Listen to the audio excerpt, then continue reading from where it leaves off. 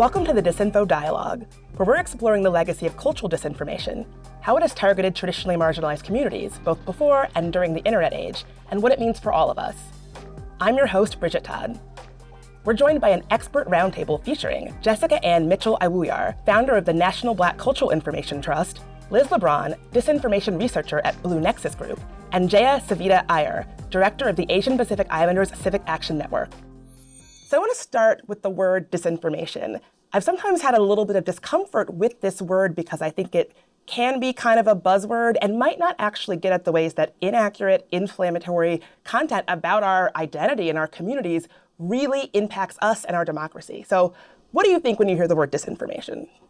You're so right. Disinformation, it was a buzzword for a minute. But first of all, disinformation did not start with the internet. It did not start with the digital age. It's been around since time immemorial. So it's really a deliberate and concerted effort to distort information and give people false information, and deliberate really being the key word. So, your Aunt Mildred saying, "Oh, I think the election is on Wednesday." That's just, somebody being misinformed. That's very different than a bad actor putting together a deliberate campaign with the hopes of changing a whole people's behavior. I really like how you kind of set that up. The working definitions that I use and that kind of help ground me when talking about these really abstract concepts is misinformation, disinformation, and malinformation, right? We think of misinformation as exactly what you said. It's your aunt saying, something incorrect that's based on something that maybe she saw on social media. Disinformation, I think, often has kind of an agenda or has some sort of seedy background within it. And then malinformation is kind of the thing that is meant to cause harm, right? That's the thing that's meant to cause hurt, that's meant to divide us, that's meant to alienate people and communities, and is meant to really perpetuate not only harm, but lack of trust. And we all fall victim to it in various ways. That's so true. I love both you all's definitions. Disinformation is false information spread with an agenda, and misinformation is false information spread, but often unknowingly. And I think it's really important to make that distinction, because if we don't make that distinction, sometimes we end up demonizing the very communities that we're trying to protect from dis and misinformation. And I'm really glad, Jaya, that you brought up malinformation, because that's not talked about as much. But malinformation can be truthful information that is used within certain narratives to persuade people to react in a certain way. So let's get into some of those historical examples, because I really want to get into this. So much of the malinformation and disinformation that I have seen targeting communities of color really are trying to pit us against each other, to say, you need to be afraid of this community is taking your resources, this community is a threat to you. Why do you think that is? Why are we seeing this? And how have you seen this play out in your own work? I can say specifically in terms of the Black community, there's an ongoing disinformation campaign to sow a rift between African Americans and Black immigrants or descendants of Black immigrants. Part of that is meant to break down the power of Black collective activism. There has been solidarity built over time where these communities come together. We have people like Kwame Ture. We have Malcolm X, who is a descendant of African Americans, and his mother was from the Caribbean. So we have all these experiences through the Harlem Renaissance, through the Black arts period, through the Black Power movement, of people of African descent from various ethnicities and backgrounds coming together to fight for our civil and human rights. And it's only getting greater unless you come up with a way to put us at odds with each other, to where we feel like we're in competition with each other, to we feel like we're taking resources from each other. No, absolutely. And it comes back to sowing distrust to make us not trust one another. There's a long-standing history of trying to pit Latinos and Black communities against one another, as if Afro-Latinos do not exist. So first of all, so completely erasing Afro-Latinos, off the bat. So one really just awful narrative that I saw was about the vice president. So saying, I've seen a lot of disinformation in the Latino community that because she is Black, and here again, erasing the fact that she is also, an Asian American, erasing that completely. She's not going to look out for the interest of Latinos. How could she? She's a Black woman. She's only going to look out for the interest of Black people. That's so funny you brought that up, because in the Black community, the disinformation about the Vice President, Kamala Harris, is she's half Asian. She's not Black enough. She don't represent us. And so it's that distrust on that end as well. I mean, and the funniest thing is, on the flip side, within the Asian community, and specifically within the South Asian and Indian community, Kamala Harris isn't South Asian enough, for her hosting parties or trying to kind of build solidarity and community with the AAPI population is seen as performative, because she's picking and choosing when she wants to be South Asian. She's picking and choosing when she wants to be Asian. And I wanted to get back to your previous point around kind of the history of solidarity and the history of inter and intra-Black solidarity, and talk really about the fact that the AAPI, the Asian American Solidarity Movement, would not have happened without Black civil rights leaders and the Black Power movement, right? The concept, the term Asian American came out because the term African American was coined, the term Black American was coined.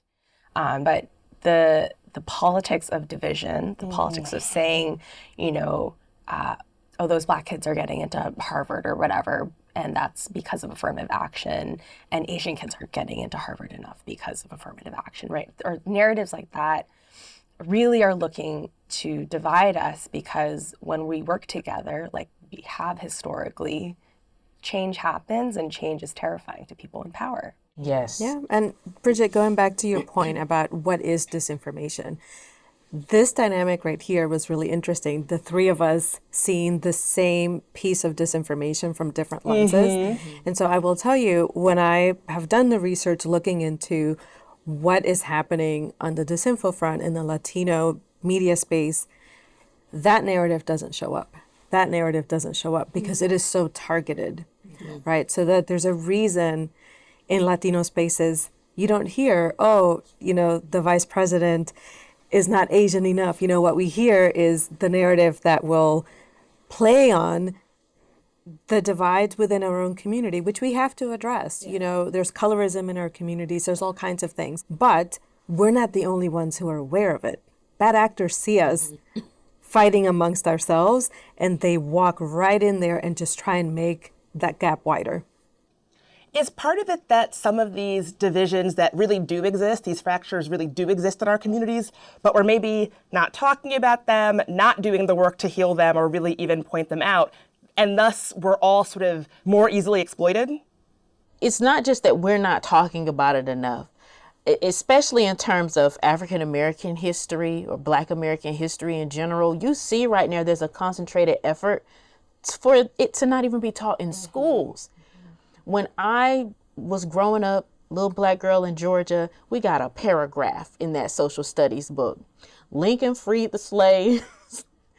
They did sharecropping, civil rights. MLK, Rosa Parks, boom, that's our paragraph. That was it. So there was a lot to do with the educational structure and systems, the institutions, where if you wanted to learn the vastness and the robustness of Africana studies and Black history and Pan-African history, that would really help people to better understand the interconnections that could help with those conversations and that dialogue. A lot of times that education is restricted to higher education, to college. So it's not even that we're not necessarily not talking about it enough. Many of us are not given that education to begin with, and then we become more and more vulnerable. You got a whole paragraph? I'm jealous. I mean, I'm Puerto Rican, and the number of times people have asked me if I'm a citizen, I can't even, Oh my gosh. Yeah. So, we've been a part of this country since 1898. We've been citizens by birth since 1917. And the number of people who have no idea who, oh, do I need a passport to go there? I mean, so I'm jealous of your paragraph. I'll take it. I mean, I really do think it goes back to something that I wanted to start with, this idea that we're not talking about individuals spreading individual pieces of misinformation or disinformation. It's institutional, right? It's like all connected. It's this web that makes it so hard to escape these very pervasive, very inflammatory lies about the fabric of who we are. And it all goes back to that distrust that you were talking about earlier. And something that I'm curious if you all saw, I definitely saw it, especially in the summer of 2020. Do y'all remember that summer?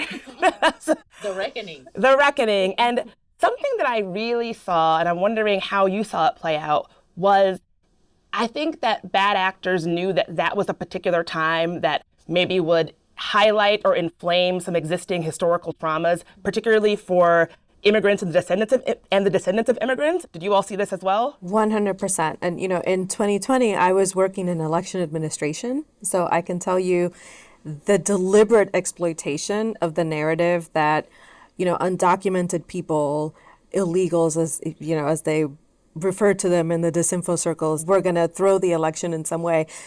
Study after study after study shows that what they were talking about, that level of, fraud just does not exist in our elections. Instead of being proud of that and listening to the folks who run elections, who actually administer elections, telling us in every state across the country that in 2020, through a pandemic, we somehow managed to pull off an election. They were exploiting that narrative, especially coming after immigrant communities. Yeah, and I would love to kind of jump into that and talk about, with the summer of 2020, we were seeing increasingly high numbers of anti-Asian violence, attacks on our elders. We were just being hit by a barrage of violence. And at the same time, the solution was being posed that hate crime legislation was the answer, right? That policing was the answer. And we know as communities of color, as communities that are navigating different immigration narratives and experiences, whether you're documented or undocumented or a non-citizen, that the police aren't always a solution. But there's also that other wonderful marketing tactic in the US of how to be a good American or how to be a good citizen. So you call 911 when you feel unsafe. Right? But, we saw those Band-Aid solutions and we saw those disinfo narratives, right? Saying that all of these insane rioters were coming and they were all mostly black and brown and they were setting fireworks off and they were doing all these horrifying things and breaking windows, and it was really speaking to a deep-seated fear, thanks to media, within communities that we shouldn't trust people who look different from us. And I'm so glad you brought up the PR of the good American or how to be a good citizen, because a lot of that fear mongering about protesters is built off of a centuries long anti-Black narrative, birth of a nationism, if you may. Where the Blacks are free and they're running amok.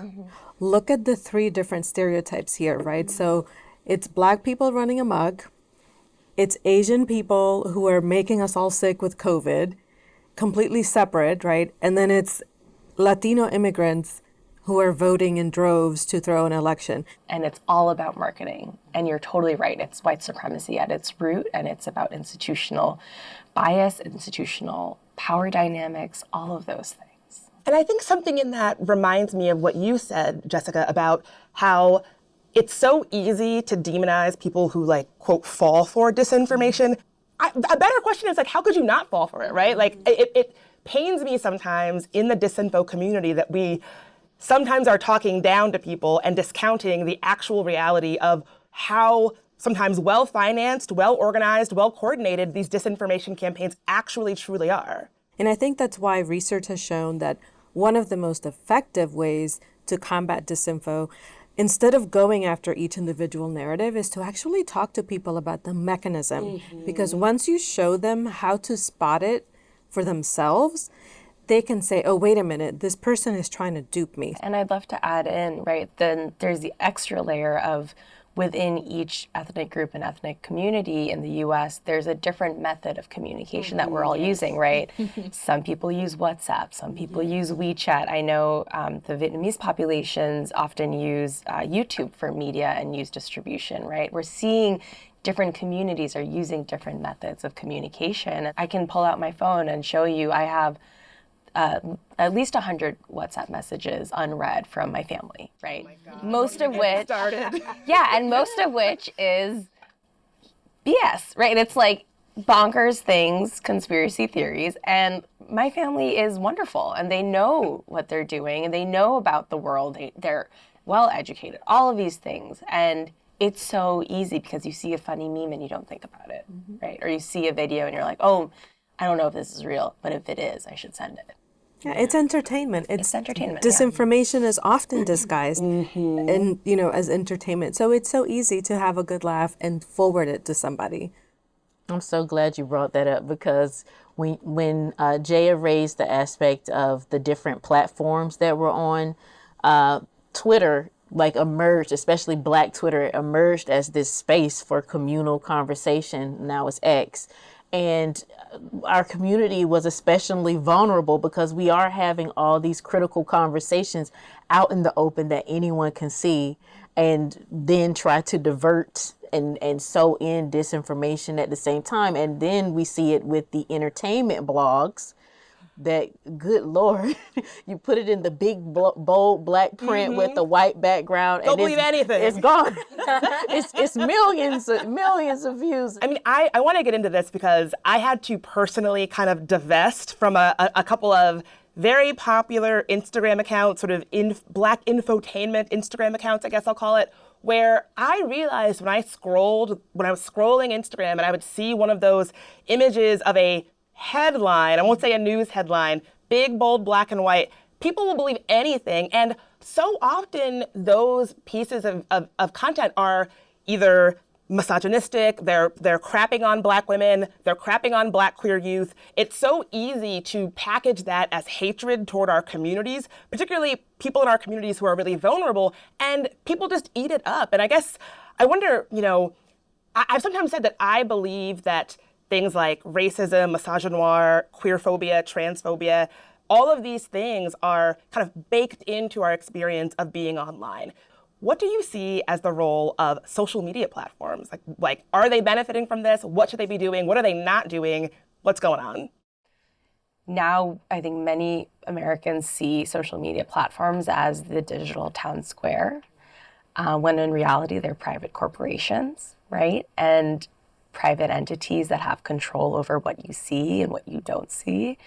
We have more and more research coming out saying that social media platforms promote content that elicits anger, hurt feelings, sadness, frustration, because that keeps people on the platform longer. It's like a drug, it's addictive. And so if you're seeing only happy things, you're gonna wanna go outside and see the sun and, sit on the grass.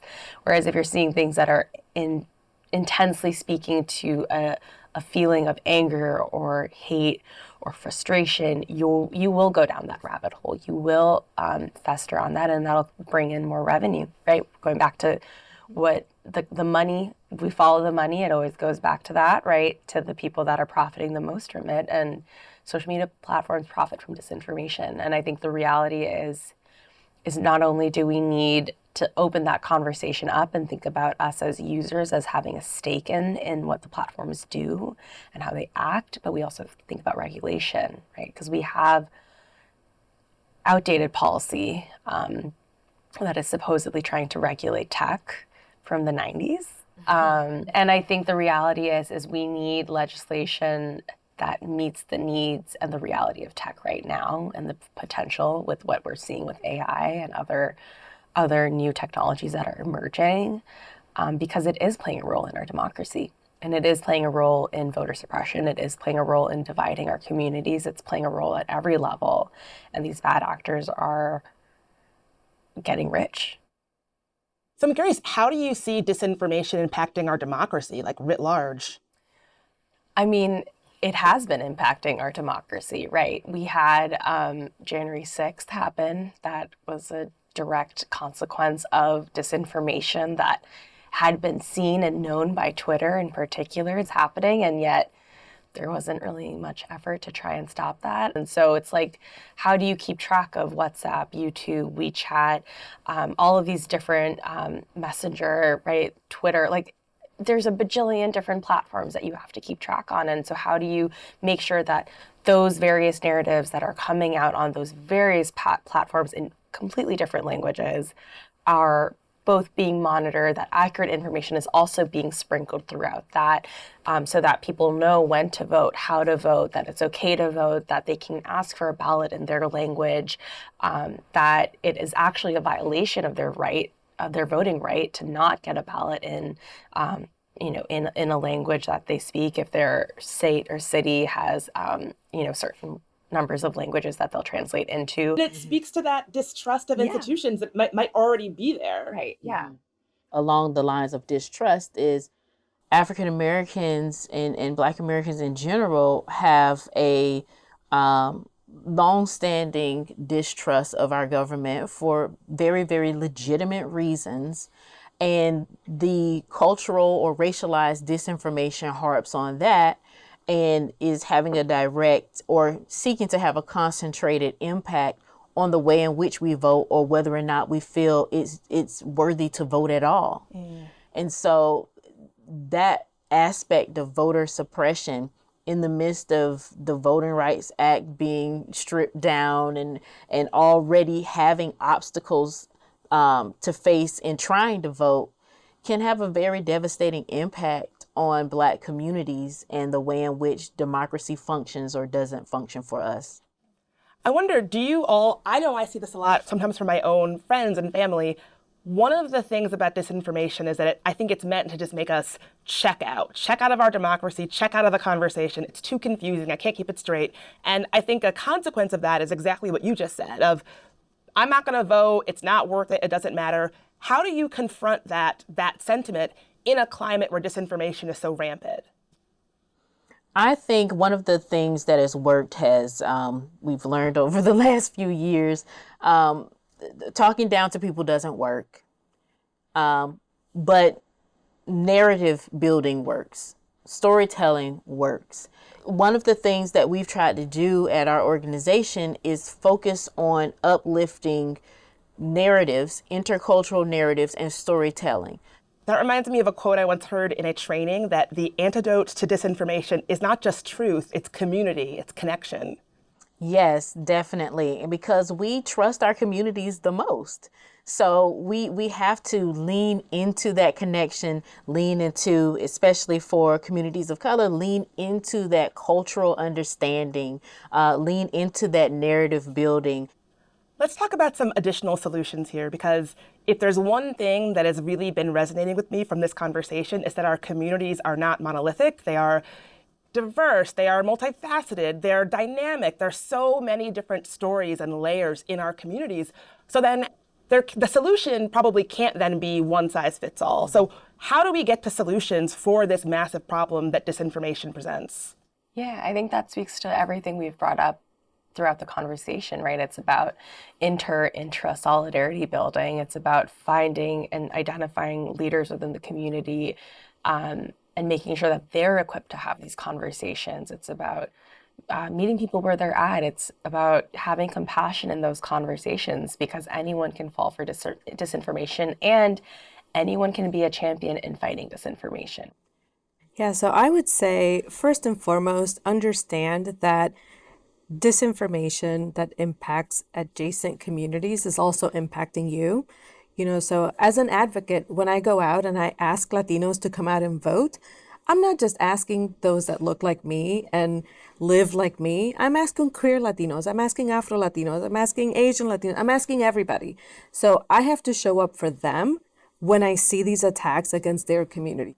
One key solution is for communities, for activists, for researchers that are concerned about disinformation to hold institutions accountable.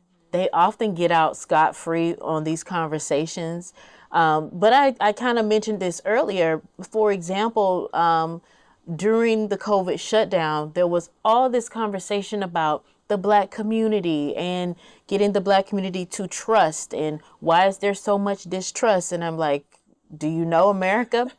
And there was all these different narratives about medical distrust, and not as much that should have been discussed on medical racism. And so in order to build that trust again, you're going to have to deconstruct and break down the structural bias, the institutional racism, and all of the things that made our communities distrust you in the first place. 100%. And then I'll say one more thing, which is about holding tech accountable.